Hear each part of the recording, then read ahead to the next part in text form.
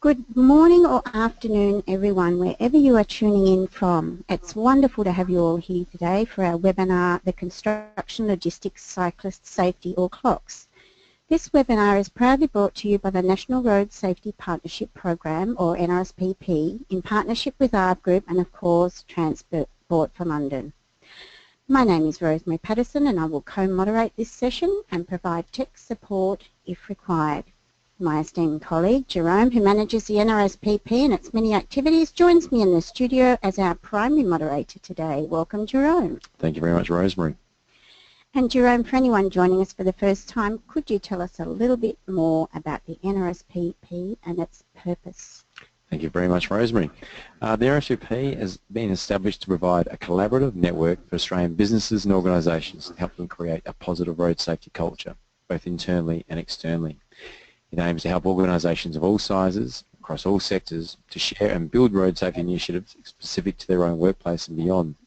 It is delivered by ARB and funded primarily by a government coalition and ARB group and led by an industry steering group. So for more information and more tools like this webinar, please refer to the NRSP website. And I think one of the best things about today is we get to draw in some information from the other side of the globe and hear about good practice in workplace road safety around heavy vehicles. So looking forward to it. Awesome. And thank you, Jerome. We'd like to make our audience aware that, as always, we are recording today's session and we'll be sure to share the footage with you on conclusion of the webinar. Webinars work best when they're interactive, so please type your questions into the chat box and we'll address them along the way. It's my absolute pleasure to welcome our two presenters who are talking to us from London, Hannah White and Vicky Sims. Hannah is a project manager at Transport for London, responsible for freight-related safety projects. She has over 9 years' experience in delivering a wide range of transport policies, programs and projects in the capital.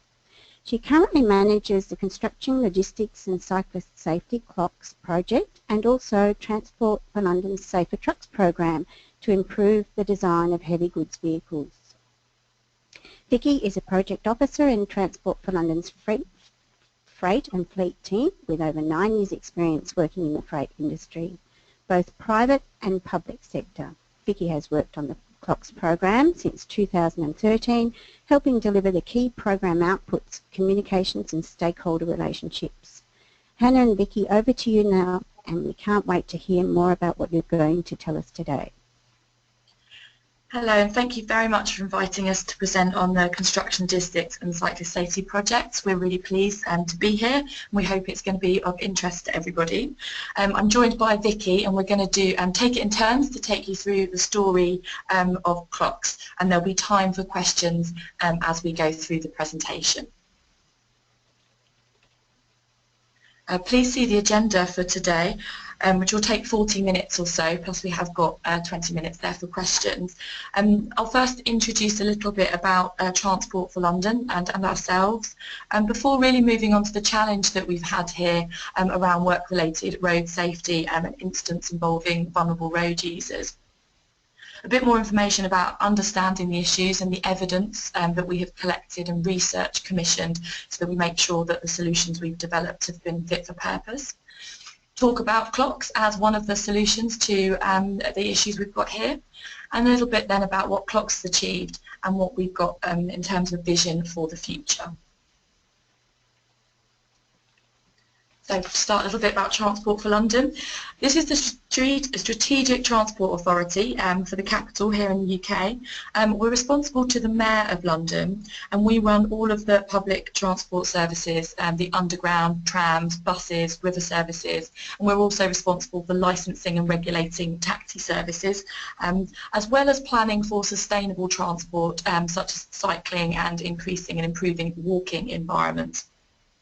But we also have a team that's responsible for mitigating the impact of the movement of stuff rather than the movement of people, and that's the freight and fleet team in which both Vicky and I work.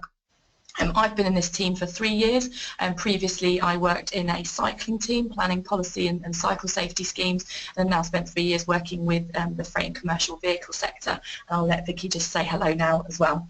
Yeah, hi everyone. I'm Vicky. I've worked on the freight and fleet team since December, but before that I worked with the team in my role as a consultant. I've worked on the CLOCS programme since it started, and I support Hannah on a number of other projects in the safety and environment team as well. Just moving on now a little bit to the challenge that we've been facing here in London. I'm going to provide you a little bit of context about the growth that we're experiencing here. So the current population of London is about 8.7 million, and we're expecting that to grow by a further 1.7 million by 2030. Apologise if we've been misinformed at all, but we understand that parts of Australia, in particular Melbourne, is seeing a huge amount of growth as well. So I'm sure there's some parallels here with the challenges that we're facing. At the same time this is happening, we're also trying to create a more livable city. We've got more people, we're going to have more pressure, but we continually want to support the economic development and growth and enhance the quality of life for residents now and our visitors. And we need to do this while we continually improve the safety and security of those residents and visitors and make this a sustainable working city and a place where people want to live. Now, all of this has to be balanced by allowing those people, but also the goods and services that they demand, to move easily, safely and friendly within the capital.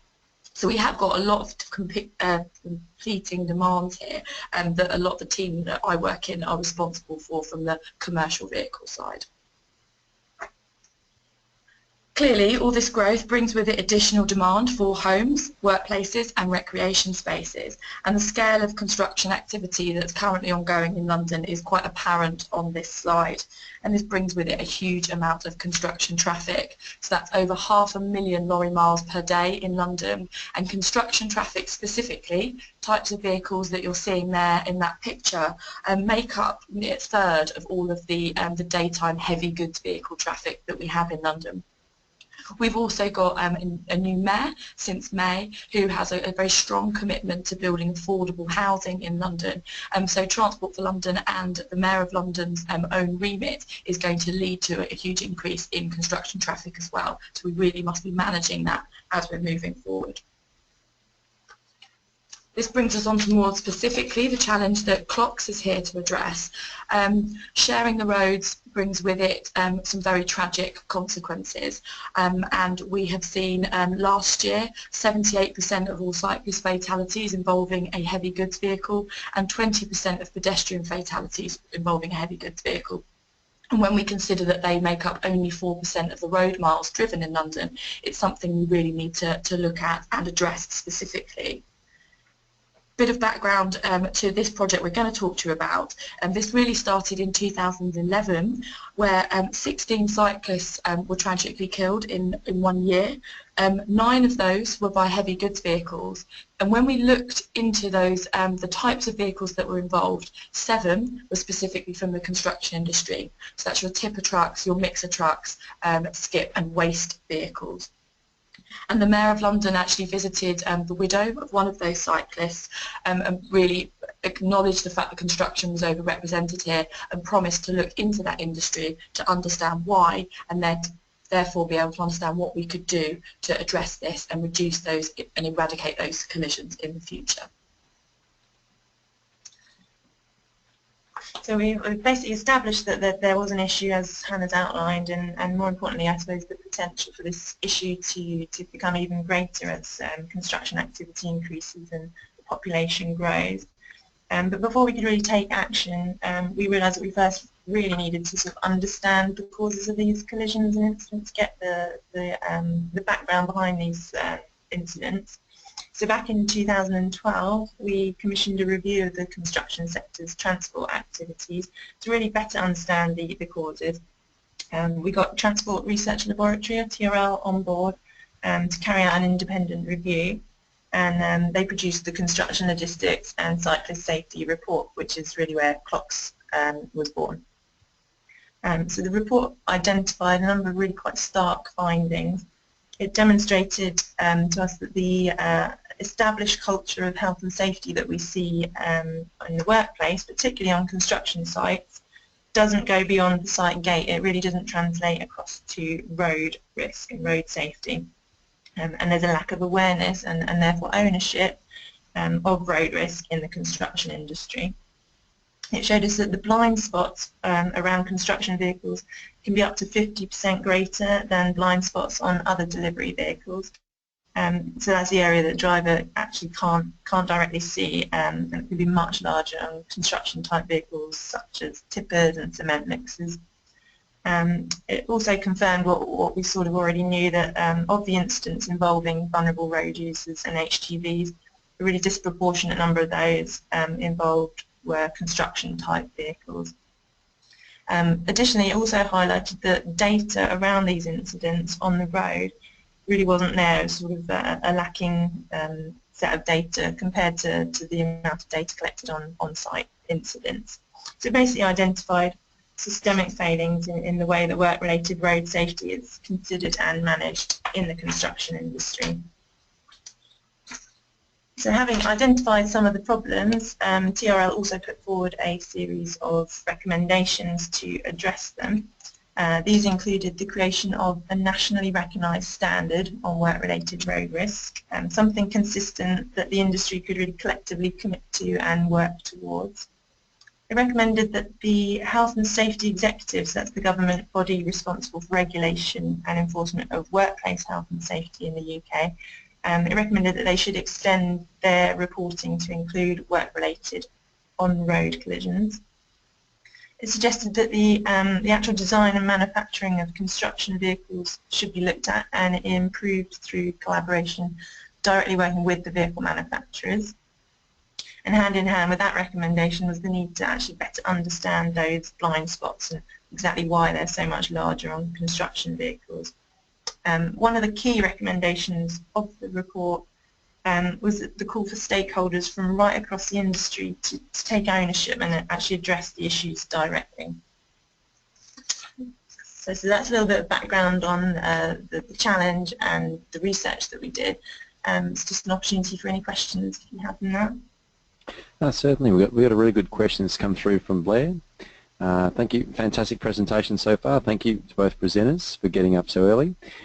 We don't have the figures here regarding the construction vehicles, but we do know in Melbourne that half of all heavy goods vehicles deaths involve vulnerable road users. This includes cyclists, pedestrians, and also motorcyclists. Have you seen this regards to the motorcycle issue in London? We have got a specific issue with motorcyclists in terms of the relative risk. They are one of the most vulnerable road user groups we have here.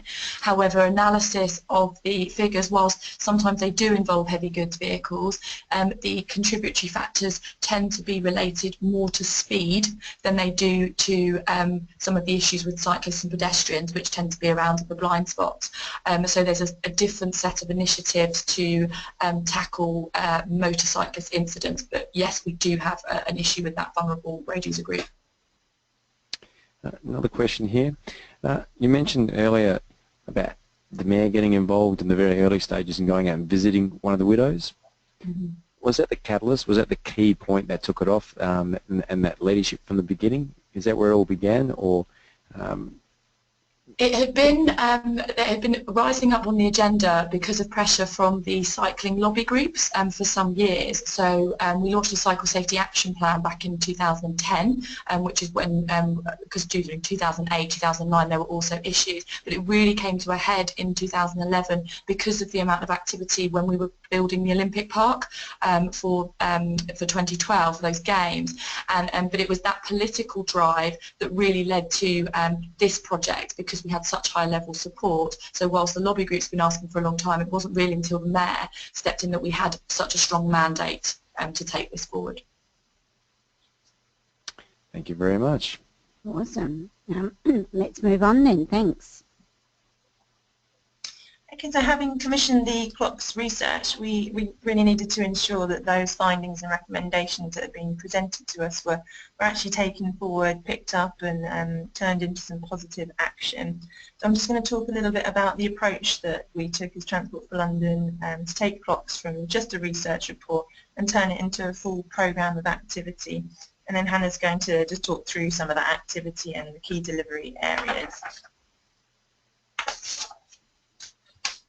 So following the publication of the research, the Commissioner of Transport for London, who's our most senior representative, he personally wrote to other senior representatives within the construction industry, so the fleet operators, property developers, contractors and vehicle manufacturers, to really communicate the findings of the report and actually ask them to respond with an action plan, so a process of addressing those findings and recommendations. So this senior level call to action really demonstrated our commitment to addressing the issue and was instrumental in gaining that buy-in at an influential level across the industry. So we really wanted to reach the decision makers in those organisations. And we invited these individuals and their colleagues to a launch event of sorts. So that's the inaugural CLOCS event. We've had several since, which we're going to discuss a little bit later. But the aim of that event was really to cement their commitment and I suppose get them all in one room together as well. And bearing in mind the recommendation that stakeholders from across the industry take ownership of the issues, we really wanted to facilitate this industry-led approach and set up some working groups to progress the recommendations and collaboratively develop the detail of the CLOCS programme. So this slide really shows us a range and breadth of the stakeholders that have been engaged right from the start, from right across industry. So we've got contractors, clients, regulatory bodies such as police and ourselves, logistics operators, vehicle manufacturers, and those that we've termed as communicators. So that might include trade associations, charities, representative bodies. And really unique to CLOCS is the way that all of these organisations have worked together, often with their competitors, really for the greater good. And we've really seen industry pick up and take ownership of the programme. And our role has really been to just facilitate rather than sort of dictate to the industry. So moving on then, taking forward that in a more structured way, CLOCS for the last 3 years, that's how long it's been running now, since that inaugural CLOCS event, has been managed by working groups, of which there are about 60 industry representatives that meet every 2 to 3 months in a large forum where we provide updates on the programme. There's external presentations, there's discussion and debate, and it's an opportunity to bring to the table further issues that may be arising so we can collectively decide what sort of action should be taken. And that action normally takes place through a task and finish group. So a smaller group will then meet and they will take forward various things that people have suggested need to happen. And again, I'll talk a little bit more about the types of products and outputs that the project has had. But I think the key thing that's been very important about the working groups is they have been lively, to say the least, and that's something we have embraced. There's been a lot of debate, a lot of, what has the cycling community been doing, or should this be up to us to do it? And I think it's always better that these views are aired and discussed and action taken where required, and where it's not appropriate, an explanation given, and we can then prioritise the work. But we need to have develop solutions that industry can practically take forward but are also going to address the issue, and that's why it's been really important we've had action by the industry and ownership, which we've achieved so far quite well, I think, through that working group model. That model also led us to really developing a structured programme for the CLOCS Workstreams. So Vicky's mentioned the research and the recommendations that came from that, but by using industry's views we were able to structure this into something that we knew industry could take forward. So for example, that recommendation for the Health and Safety Executive government body to extend reporting to road incidents, that was not something that government body was going to do, even though we asked them. So the question is, right, what can industry do to try and address that instead? And that's really where these work streams came from, was input about what could practically happen. These are structured around the themes from the research. So Workstream 1 is all around improving vehicle safety through manufacture and design to address that blind spot issue. Workstream 2 is all about addressing that safety imbalance between on-site health and safety cultures and work-related road safety health and safety cultures, which, as Vicky's already mentioned, there was an imbalance of, as was found in that research. And then Workstream 3 has been all about encouraging best practice in the construction logistics industry. So what is the right thing to do, and developing a common standard that everybody could sign up to. Because one of the key things that had been established was there were a lot of people who wanted to tackle this, but they weren't quite sure how to do it, and how to do it in a fair way across a supply chain as well. So a little bit more about those work streams. I'm just going to take you through each of them and some of the kind of key objectives and what we've achieved so far. So to start with the vehicle, the blind spot on construction and other heavy goods vehicles is one of the major contributory factors in the police investigation. And there's an image at the bottom of the slide here which was modelled by Loughborough University on our behalf as part of research into blind spots. And none of those cyclists are directly visible through the windows to the driver of that cab. And that is really quite a shocking image, we think, and really quite a design flaw of a vehicle, that in order to be able to see that around the vehicle, you actually need to have 6 mirrors fitted. And we still feel that, drivers still feel that a camera or a sensor system is required to alert them to a presence of a vulnerable road user in close proximity. 3 windows, 6 mirrors, a camera and a sensor is 10 things for a driver to take in. It takes many seconds to absorb all of that information, whilst you're possibly under pressure and working in quite a complex urban environment. So we really think that's a design flaw and a risk of driver cognitive overload, which we have that concept as well. And really we want manufacturers to change the design of vehicles to reduce those types of blind spots. However, we've had to take recognition that the existing fleet is around for some time, so where we are retrofitting kits such as cameras and sensors, we have done quite a lot of work to make sure that they are the right things that are going to be helpful for drivers and operators, and also developed an independent test protocol to make sure that those things actually do the job they say they're going to do, and to make sure that they are going to achieve a reduction in collisions. However, looking forward, we really want to look at improving vehicle design, and when we first spoke to the vehicle manufacturers, their main response was that they really only listened to regulation, and that was what governed design. However, with a little bit more research, we found that there were already some solutions there. So, for example, there is a cab, Mercedes there in the red, which is used in the refuse sector, which has excellent direct vision. Could that not be used for the construction sector, and could we not see that with a tipper or a mixer body?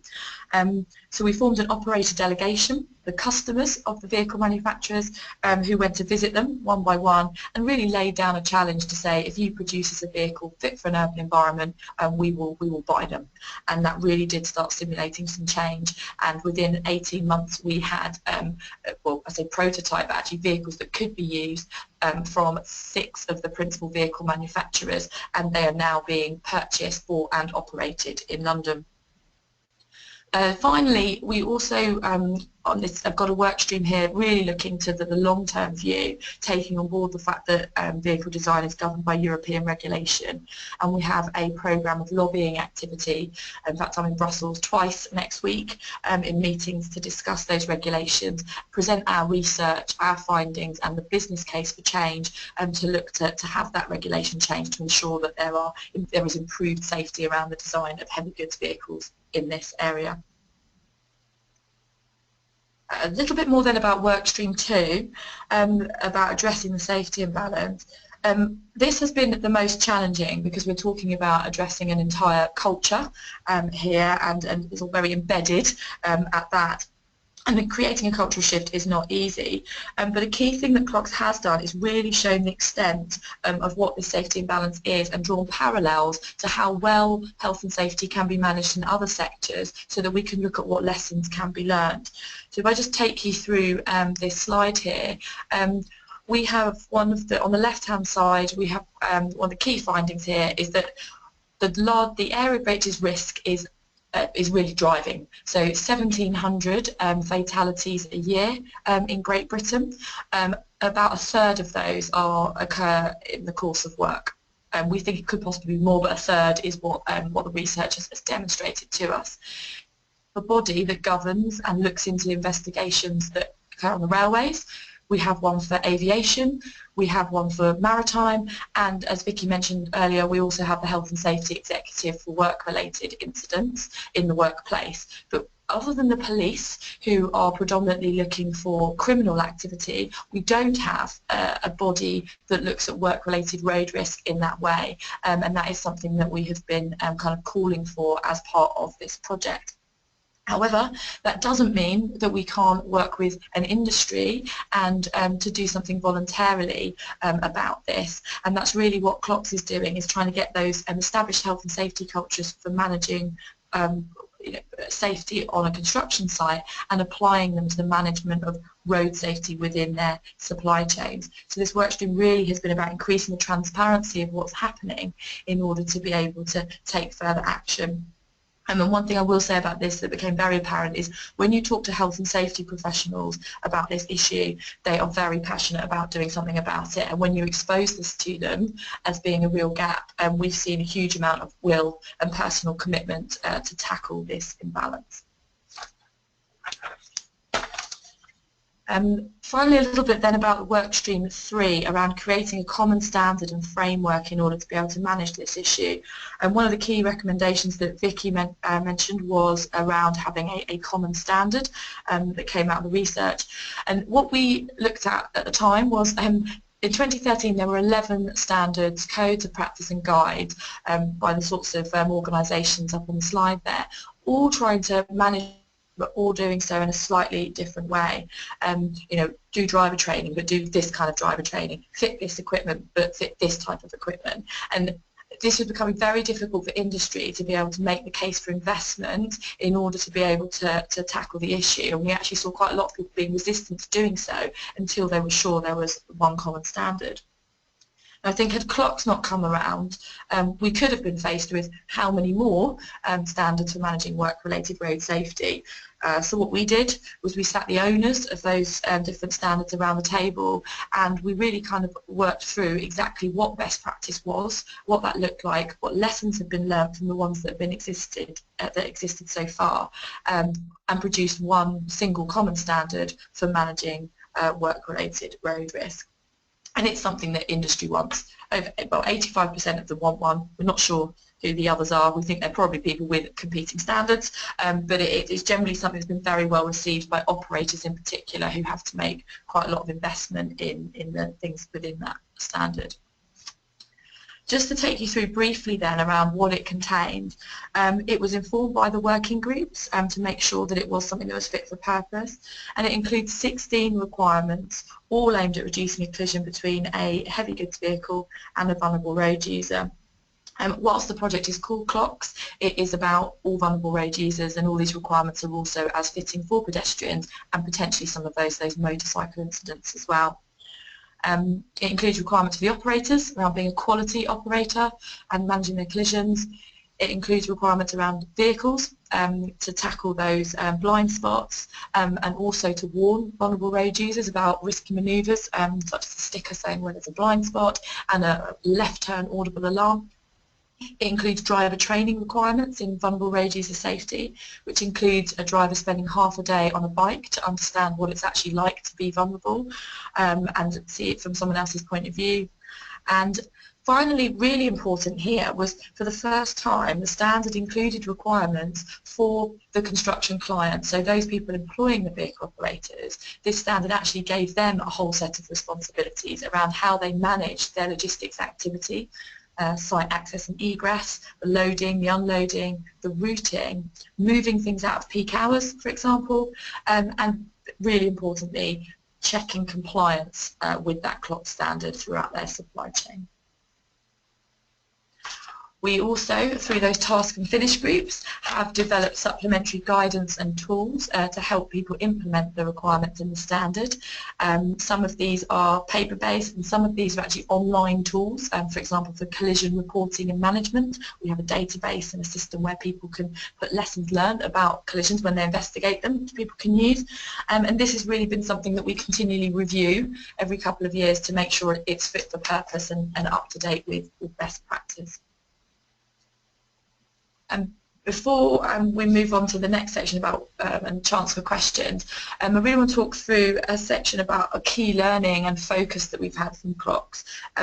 Prior to this programme, a lot of the work Transport for London did was very much focused on the operator and just working with those that manage the vehicles. However, really where the key lever in all of this is working with those people that employ those vehicle operators, and if we want to see that cultural shift, we need to see them take ownership of the impact of the activity that they are commissioning. So this pyramid here really is kind of showing very simply where some of that kind of power and influence lies. So right at the top there, the clients, including government bodies like ourselves, who commission massive infrastructure projects and civil engineering projects. Then we've got the developers, the sites and the main contractors, who are then employing their Tier 1 and Tier 2, the material suppliers, and then eventually a huge number of vehicle operators. Those operators will be working for multiple clients. So the more we can get to that client level and influence them, the more operators we're going to reach in terms of the safety equipment, driver training and quality operation. So really, just to summarise all of that, it's really been about the power of procurement and influencing that supply chain. So let's use our contracts to ensure that there are clauses about managing work-related road risk that we can push down throughout that supply chain, and also have suppliers communicate back up to make sure that we're only employing the safest contractors and operators in the city. Oh, and finally, sorry, beg your pardon, there was one other thing that I really wanted to mention as well on this section, was about having a branding and identity for CLOCS. So whilst this has been something that Transport for London has commissioned, in order for the industry to take ownership and address that kind of cultural imbalance, it had to be something that they felt they owned. You know, they're sitting in these working groups, they're giving a lot of time. What are they giving time to?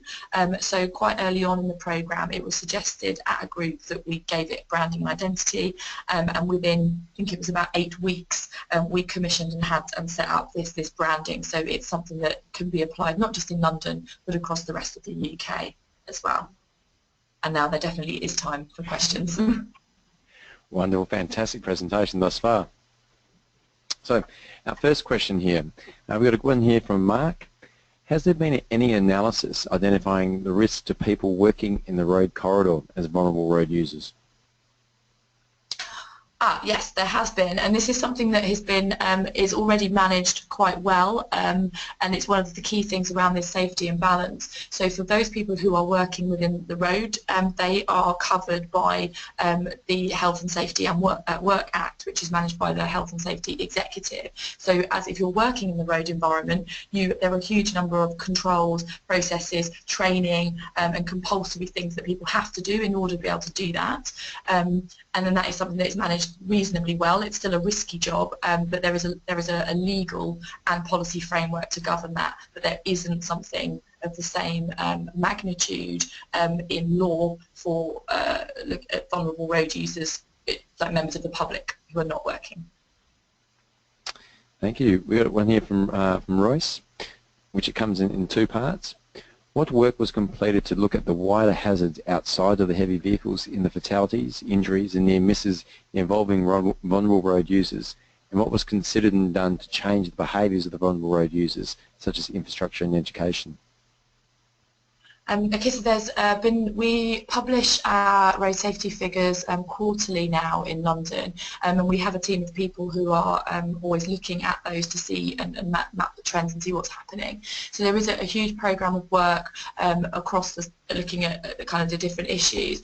So for example, we know that there are a number of issues around junctions, not just involving the heavy goods vehicles but other areas. So we have got a Better Junctions programme which is looking to improve those. We have a very large-scale infrastructure programme for the delivery of segregated infrastructure for cyclists where that is possible. So there's a programme of kind of the infrastructure measures, but that's also complemented by softer measures through communication campaigns, for example warning of a vehicle blind spot, warning of being aware of car doors opening, which is another area that's sort of affected cyclists, around people's use of mobile phones. So we have targeted campaigns claims related to specific issues that have been flagged within the data, and there is a comprehensive road safety programme detailed in Transport for London's Road Safety Action Plan that details them, gives you more information about what those are. And how effective have you been in actually influencing the vehicle manufacturers into addressing some of the issues with regards to the blind spots? We have been, well, far more influential than we thought we would be, and actually I think this is one of the key successes of CLOCS, which has led to it having its own programme of activity through the Safer Trucks programme. I think sort of 3 years ago, the manufacturers actually almost wouldn't talk to us at all. We then eventually managed to get a meeting with them where they said, there's not really much we can do about this. And after the operator delegation I mentioned earlier, we actually discovered there was quite a lot the manufacturers could do. And there's a very specific example with Mercedes-Benz, where I mentioned that refuse cab, which is basically really used for municipal waste. And we said, could you put a tipper body on that, and could it carry a 20-ton payload, which is what was, the industry were demanding. And the initial answer was, no, we don't think we can do that. It will be too expensive. There's no demand for it. We're not sure we could engineer it. But with the operator delegation suggesting, well, if you did do one, somebody would buy it and operate it, let's trial it. They actually did go away and do that. And not only did they look at a tipper, they also looked at a mixer body, they looked at skip loaders, they've looked at other distribution cabs, and within 18 months they've launched it, and they have now sold well over 50 of those vehicles, despite them having some sort of premium. And the other thing I just want to mention about that is we thought we were probably going to get 1 or 2 demonstration vehicles for London, and we now have over 50 of them. But I was at a show last week in Germany, the International Automobile Show for commercial vehicles, and they are now looking at selling those to a European market, which 2 years ago they weren't even going to look at the vehicle at all. So there has been a real shift with the manufacturers, not just Mercedes-Benz, but that's a particular example where we've seen a lot of success. Great. Another question here from Blair.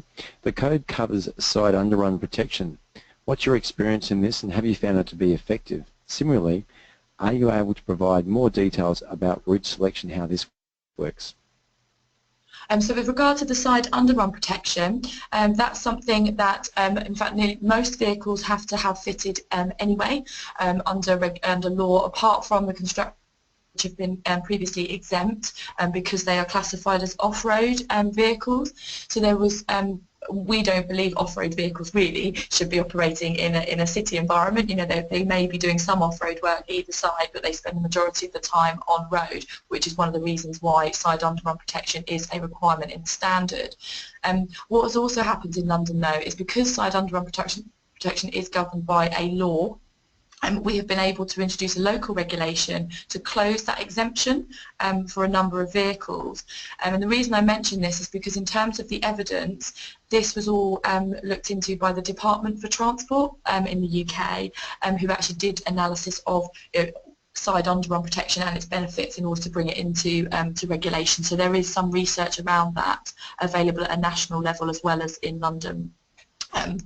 So that's sort of the first question. Could you just repeat the second part of the question, Jerome? Certainly. The second part was, similarly, are you able to provide more details about route selection and how this works? Okay, so this is something that we have been working on for some time, but at one point we had a kind of an app that was trying to, or an online tool that was going to help people to choose their routes, and we're still doing some development around that. A lot of it though really is analysing those areas of risk, looking at peak flows of cyclists and pedestrians, for example, looking at those routes that are most suited for lorries where they would have the infrastructure provision such as segregated cycle lanes. And we're working through a programme of trying to coordinate, for example, the construction sector, different construction sites, so that there is a local area routing and traffic management plan for an area rather than just for a specific site, so that people are working together to ensure they're using the best routes to avoid those areas of conflict, or where they do have to use them, using the most appropriate roads. So that's kind of an ongoing piece of work there. But there has been some quite good examples of where, by looking at this in more detail and looking at those kind of risky manoeuvres, which has included taking cycling groups out with the developers and contractors so that they can review the routes that they're using. We've managed to pick things, for example, avoiding the left turn, which is that risky manoeuvre, and taking them at a different route. So there's a kind of a strategic level, but also things that are happening on the ground with sort of cyclists and pedestrians actually reviewing the routing, access and egress to sites. Do you find also that heavy vehicle operators have a chance to feed back into you around areas they might pick up that are problematic or high risk, which you may have overlooked? Yeah, absolutely. Obviously, through our own CLOCS working groups, we offer that opportunity for discussion, but we have other programs as well, such as FORS, which is the Fleet Operator Recognition Scheme, and they have a dedicated helpline, etc. And there's quite a few mechanisms for and opportunities for operators to feedback directly to our team, who will deal with those inquiries and questions. Fantastic. And got a good question here from Kathy. How do businesses manage the cycling experience part of driver training, and how do they manage the risk of inexperienced cyclists on roads as part of workplace training? Very good question. We have been running driver training now in London. It's called the Safe Urban Driver Training course for some years, and the half of the day it's aligned to the Certificate of Professional Competence, which all drivers need to have in order to hold a heavy goods vehicle licence. We've made sure it meets that requirement to help encourage people to do it. It spends half a day in a classroom learning about the kind of theory about understanding why urban environments kind of are designed how they are, why they're changing, why they're seeing more vulnerable road users on the road, and more focus on urban realms, give them that context. And then they spend half the day out on the bike. Now, the bike training is delivered by qualified cycle trainers who all work to the national standard that the UK has here, called bikeability training. And bikeability training is graded levels 1, 2 and 3. So where we might have some drivers who are inexperienced at cycling, or other people in the workplace, they would start at that bikeability level 1, and that is really where it focuses. So it's all aligned with proven training that is used in schools all the way through to adulthood, to make sure that it is something that's progressive and people aren't put in a situation that adds further risk to them. And clearly there has been assessments about the kind of equipment people need, and the use of cycle helmets and high visibility, and that also has helped with the kind of debate around cycle safety generally. So yeah, it's managed by a national standard. I think that nearly answers Dave's question, which just came through, is there a requirement for cyclists to wear high visibility clothing? It's not a requirement. It's something we advise to be seen, so it's advisory rather than compulsory. And we particularly have previously run campaigns in the winter in order to highlight that to people, as well as reminders around the legal obligation that there is for lights on the bikes. But the visibility clothing is advisory. And from an organisation's perspective, you mentioned how the technology comes into play for certain vehicles. Do you find feedback from them with regards to if drivers move from one vehicle to another and something the technology isn't in the truck? Is that much of an issue? We commissioned some research a few years ago now to understand drivers' attitudes to technology, and one thing that did show was where an operator had spent time with the driver kind of choosing the right equipment, they were more accepting of it. But if they'd had equipment there was a bit of resistance, particularly around kind of older drivers to some of the equipment. When they moved vehicles, however, and it wasn't in there anymore, people were kind of a little bit concerned because they had got used to having something there. So there is some evidence from that market research that suggests that people do like it, but it also suggests that it pays for operators to work with their drivers to make sure that the right equipment is being fitted and used. Fantastic. Just before we move on, I've got another question from Kathy just shot through. I really like the thought that has been put into the cycling training for drivers. Is more information available online? Absolutely, and in fact we've got an entire pack of the training that we could send a link to, and you could see all the objectives and the materials that are produced for the drivers as well. Wonderful, make sure that's circulated to everyone. Awesome. And just to remind our audience who've been very engaging and we're really enjoying the questions, that the best way to get your question noticed is to type it into the questions box.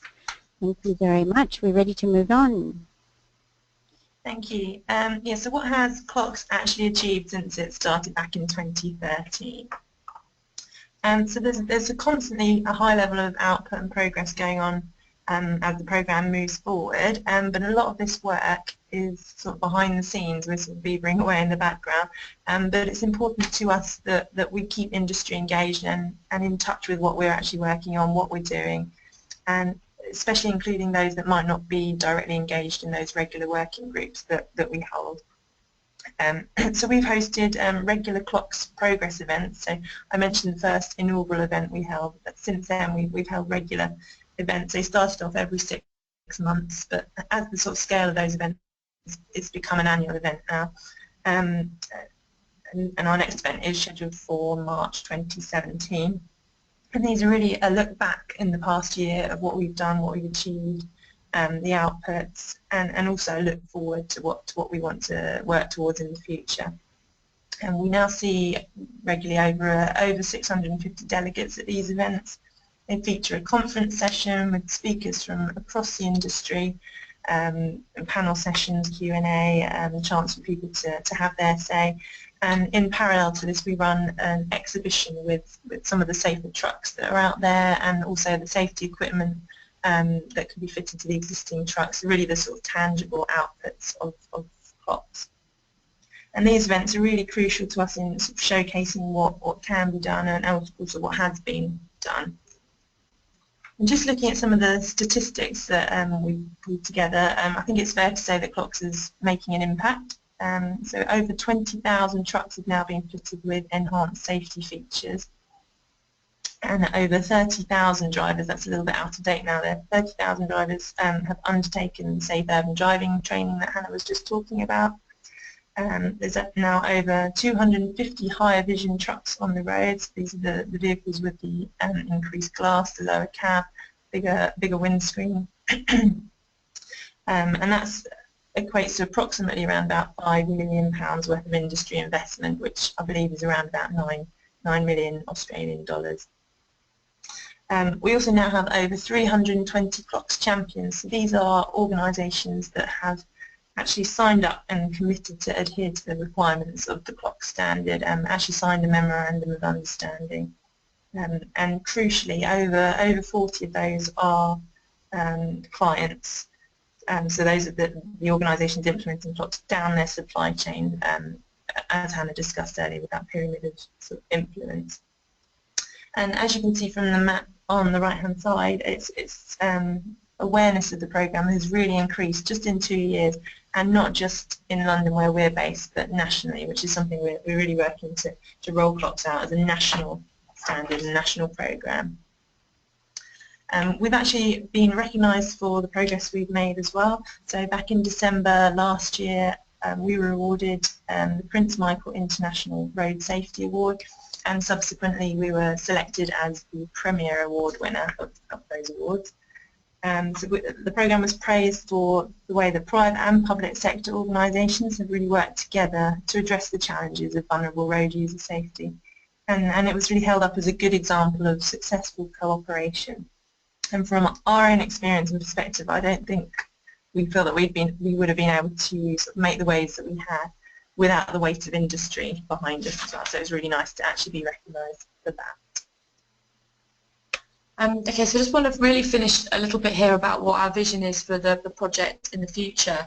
I think one of the things that we need to touch upon here is that the relative risk with all of this that's going on. There's been a huge amount of investment by industry, which Vicky has just gone through, how much of a kind of reach we've had really in terms of the private sector coming to the table to tackle this issue.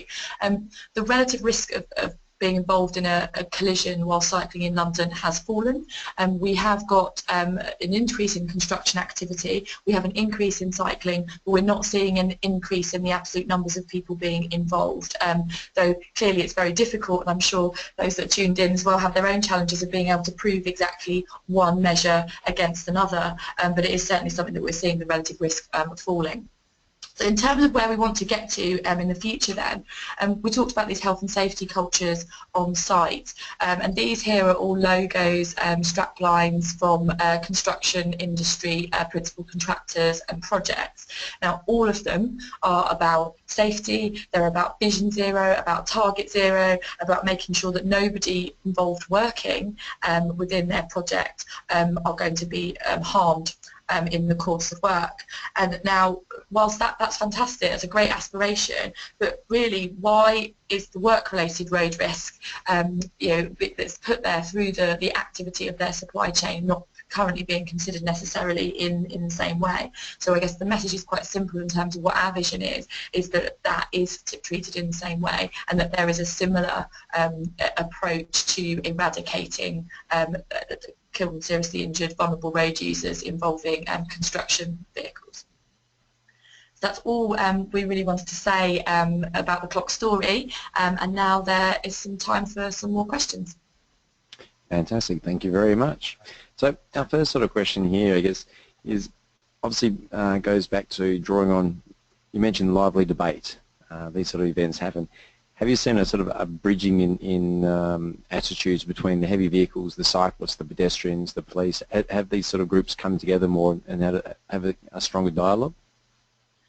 Yes, they do. We've noticed a really big shift from, like I sort of mentioned, when 2008, 2009, all the way up. We had quite a difficult relationship with particularly the cycling lobby groups, and it was quite difficult to have a kind of constructive conversation at that time. There was a lot of anger, a lot of resistance, and actually over the last few years, I think partly by involving those groups within the working groups so they can see and listen and hear to how industry are tackling this, that has really helped. And we are actually now at a point, because of that collaborative approach to the development of the solutions, that the cycling groups, the pedestrian groups are now looking at CLOCS and some of the initiatives within that and asking for them. So they have now been asking the mayor's representatives to roll this out further, and we're seeing some local campaigning going on in other cities across the UK. So it's fantastic for us to now see recognition for the sorts of schemes we're developing, whereas previously nothing we were doing what they wanted. So yeah, we are pleased to have seen that shift. Fantastic. There must be quite an investment that you've seen in that Transport for London put in developing this. What do you think the investment's been from the industry side in time? Has that sort of outweighed probably your own investment? Absolutely, and Vicky had pulled together a figure. We have actually looked at the amount of time that's spent on the working groups. I'm thinking, we'll just hold on one moment, we're just going to check our notes here, because we think we've got sort of 50 to 60 people sat there every couple of months coming to the table at a senior decision-making level. It's hugely valuable, and it's been over 2,200 industry hours dedicated to those working groups and the project since it started, and we haven't seen any drop-off in commitment despite this still been going on for 3 years, which is fantastic. Wow. So it really shows you that industry is really pulling its weight in this. So I've got a question here. Can you provide some more details, please, on who hosts the Code of Practice and where the issues in finding a host, and do you have any advice regarding this issue? So I think, well, we obviously sort of facilitate the creation of the standard, but as I said earlier, it's really an industry-led approach, and the sort of responsibility, I suppose, in a way, lies with the clients to put it into their contracts and ensure that people are adhering to those standards. But we, in terms of actually running and owning that standard, we hold every 2 years we are committed to updating and revising that in consultation with industry directly. So it's really sort of hosted and governed by industry itself. Question here. So with regards to the power of contracts, what sort of impact has that had on the average age and the condition of the vehicle that operates in this sector within the City of London? It's a good question. It's something we have seen that generally you see a kind of newer vehicle fleet than you might see elsewhere, so it has definitely influenced people's purchasing decisions in terms of potentially renewing their fleets quicker. And part of that has been through this sort of safety contracts. Part of it's also been through the amount of major projects that we have running in London.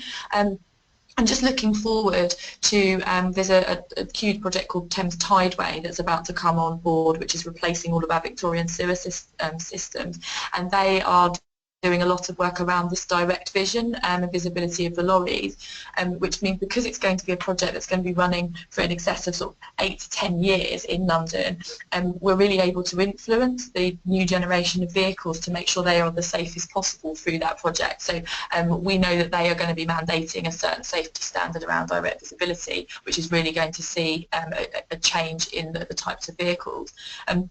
Added to that, just it's something else that falls in my area, so it's just worth mentioning, is we are now consulting on proposals for an ultra-low emission zone in order to be able to tackle some of the air quality challenges we have in London. So that too is also going to reduce the age of the fleet in London, because people are going to have to purchase vehicles that are not only safer but they are also cleaner, and they need to have done that by 2020. So we're going to see quite a new fleet in the capital soon. Do you see this flowing over into other sort of sectors? Obviously, you focus on construction. I was wondering about utilities, for example, or those sort of areas. Yeah, I mean, there's absolutely no reason why the requirements in the CLOCS standards can't be translated across to other sectors. We've obviously focused on construction because it's disproportionately represented, but TfL themselves have work-related road risk clauses in our contract, and those are exactly the same as the CLOCS requirements, but obviously any supplier that is working with the TfL, so that's not just limited to construction, that's anyone delivering to a TfL site. So it's easily translatable, and we've sort of demonstrated that it can be done. For the time being, we've focused on construction, but yeah, no reason it can't be across other sectors as well. We've got a great question here from Steve. How is the program raising pedestrian awareness of the issues of interacting with heavy goods vehicles? Again, a very good question. It's something that we haven't specifically focused on from our side, because a lot of the work here has been around what industry can do. We do work closely with our road safety team here at TfL, who are looking into more detail about how to raise awareness in that way. And one of the key things we have recently developed has been a film to demonstrate the differences in the blind spots between like large-scale heavy goods vehicles and those with a lower entry cab, and it's really quite stark, and that's been filmed from the perspective of a cyclist, a pedestrian and a lorry driver, so we can see everybody's experience of that vehicle.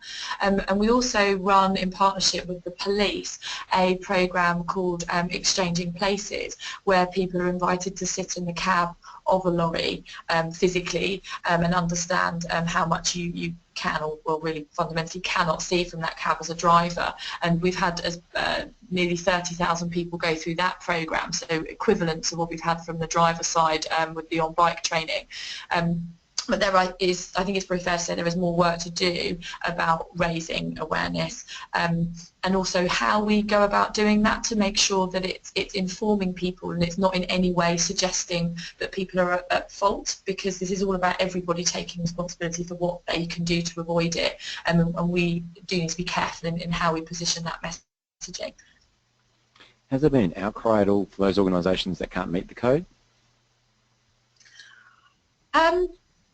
We've had a few people say outcry. There's been people who've been a bit resistant at first, and they maybe not have liked it, but we've got such good still evidence now, really, that any operator of any size is able to meet this and still function and win business and remain in business, and if anything, win more business, because they're able to work for those clients that require this code.